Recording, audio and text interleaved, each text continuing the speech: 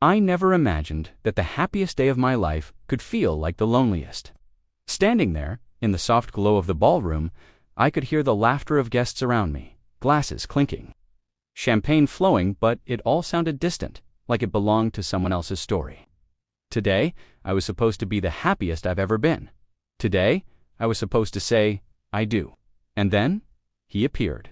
The man I thought I had left behind forever, the man I had loved, the one whose touch still lingered in my memory, the one who had broken me in ways I never thought I'd recover from. He was there, in the corner of the hotel lobby, watching, calm, confident, unapologetic, like he had stepped out of my past and into the exact moment he didn't belong. I felt the room shrink around me. Every smile I had rehearsed, every step I had planned for this day, seemed meaningless. I wanted to turn away, to hide, to disappear into the shadows. But I couldn't. I had promised myself I would be brave. I had promised myself I would not let him ruin this day. And yet, my heart betrayed me, because he didn't come to just watch. He came with the intention of exposing the night we had shared, the night that I thought no one would ever know about. The night that could shatter everything I had worked so hard to build.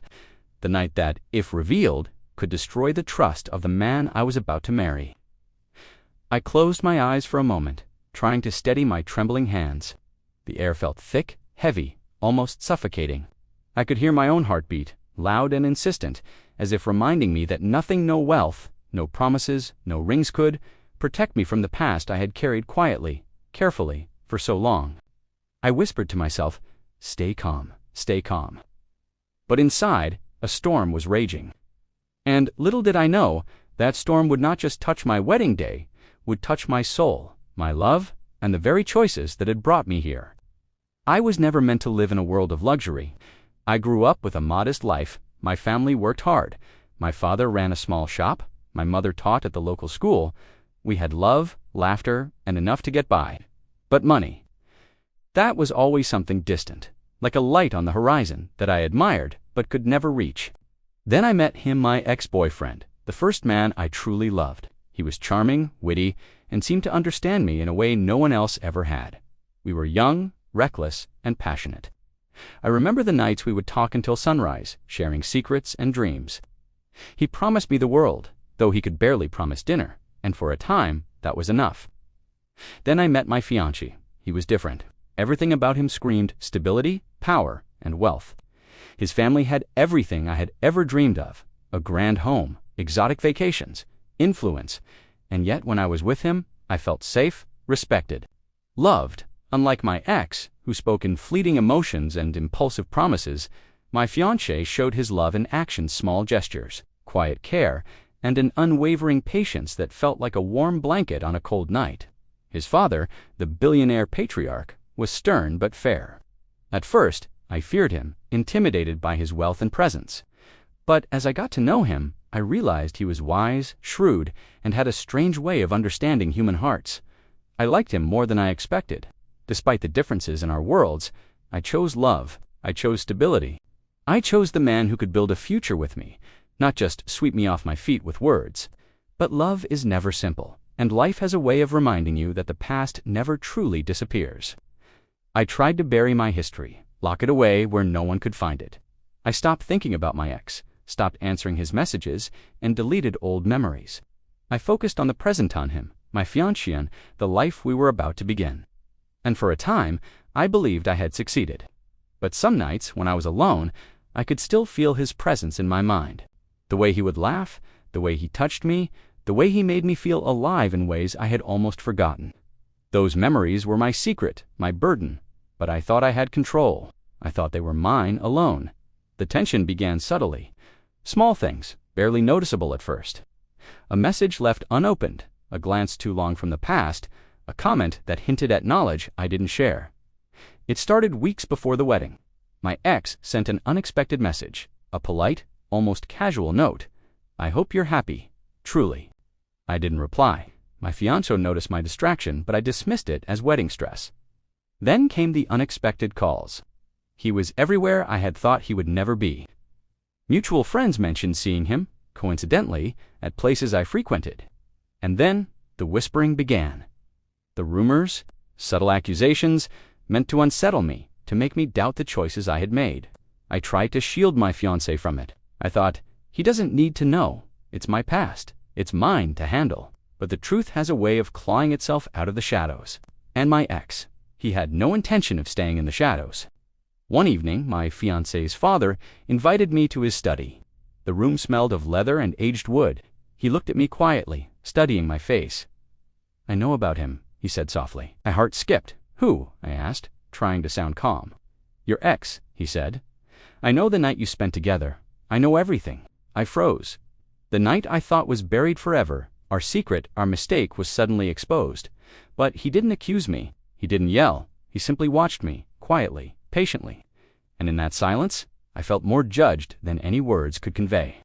My fiancé remained blissfully unaware. I had no choice but to navigate this minefield alone. The ex began to show up more openly, testing boundaries, his smirk a constant reminder of the night that had never truly ended. The day before the wedding, I saw him outside the hotel where everything would take place. He didn't approach, he just watched. I felt his eyes on me like icy fingers tracing my spine. I wanted to scream, to run, to hide, but the man I was about to marry, my future, deserved more than my panic. I had to hold it together. And then came the wedding day. Everything seemed perfect. The flowers, the music, the gentle warmth of the sun streaming through the ballroom windows. I smiled, I laughed, I felt alive, and then I saw him, my ex, standing there, calm, confident, like he owned the moment. My heart raced, but my voice didn't tremble. I had rehearsed this. I had to protect what mattered most. He didn't approach me yet, but the whispers began. Guests noticed, they exchanged glances, questions formed in their eyes. And then he revealed the truth about that night at the hotel. The crowd went silent. I felt my cheeks burn. My fiancé's hand gripped mine, steadying me, yet I could see confusion and hurt in his eyes. My ex recounted details I had tried to bury, the night that had been my secret shame. He didn't embellish. He didn't lie. Every word was true. I wanted to disappear, but then something unexpected happened. My fiancé didn't lash out. He didn't shout. He didn't turn away. He simply looked at me, his eyes calm but deep with emotion. "I love you," he whispered, softly enough for only me to hear. "And nothing from your past can change that." It wasn't denial. It wasn't ignorance. It was understanding. It was empathy. And in that moment, I realized that love isn't about perfection. It isn't about hiding mistakes or controlling the past. It's about choosing someone even when the world reminds you of their imperfections. After the wedding, life continued, but with a quiet clarity I had never known. My ex faded from my life, no longer a shadow looming over my happiness. My fiancé and I rebuilt trust, layer by layer, with small gestures, quiet conversations, and gentle reminders that we had chosen each other. I understood the value of silence, of patience, of subtle power. I didn't need to confront my ex with anger. I didn't need revenge. The calm knowledge that my life was now with someone who truly understood me was more satisfying than any dramatic vindication. His father became a quiet mentor, teaching me that true wealth isn't in gold or jewels, but in the depth of love and the integrity of one's choices. The experiences, the betrayals, the near heartbreak, they all became lessons, shaping me into someone stronger, wiser, and more compassionate. Now, as I sit quietly by the window, watching the sunset and the city glow in soft amber light, I reflect on everything that happened. The pain, the fear, the exposure of a past I had tried to hide it, all seems like a distant storm, and I've learned this. Wealth cannot measure the worth of love. A diamond ring, a grand home, or a billion-dollar fortune can never replace empathy, understanding, and the courage to forgive both ourselves and others. My ex may have come to ruin my wedding day. He may have tried to expose my past.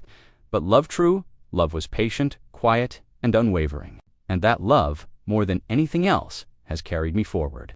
So, if there is one thought I want to leave with you tonight, it is this. Life will test you.